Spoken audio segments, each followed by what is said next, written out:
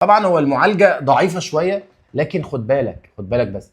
يا خبر ابيض، معالجه اللي ضعيفه. الاوبو رينو 14 الاف ال 5 جي 1400 نتس، مش عارف ليه جايبينه 1400 نتس. طبعا في حاجه شقيه جدا ان هو بيدعم اللمس وايدك مبلوله او لابس جلافز او لابس جوانتي، بتقدر تستخدم السكرين بتاعتك زي ما انت شايف كده. بيجي بمعالج كوالكوم سناب دراجون 6 من 1 4 نانومتر.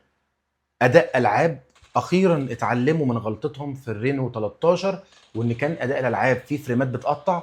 اقدر اقول لك بكل حياديه مفيش فريمات بتقطع. خش على الكاميرات. الكاميرات الخلفيه بتيجي 3 كاميرات 50 ميجا بكسل، 8 ميجا بكسل، 2 ميجا بكسل، والاثنين اللي فوق اللي هو ال 50 وال8 بيجوا اوتو فوكس. بيصور 4K مع مثبت بصري 30 فريم في الثانيه، بيديك كاميرا رايقه بالنهار، بالليل ما تصورش بيه. حاجه بقى صايعه مش هتلاقي حد يقول لك برضه غير العبد لله، فهي الاو تي كونكت. هو عامل نفسه ايفون. احنا في الفيديو ده بنحاول ان انا انقل الصور، صورت بيه وعايز انقل على الموبايل التاني.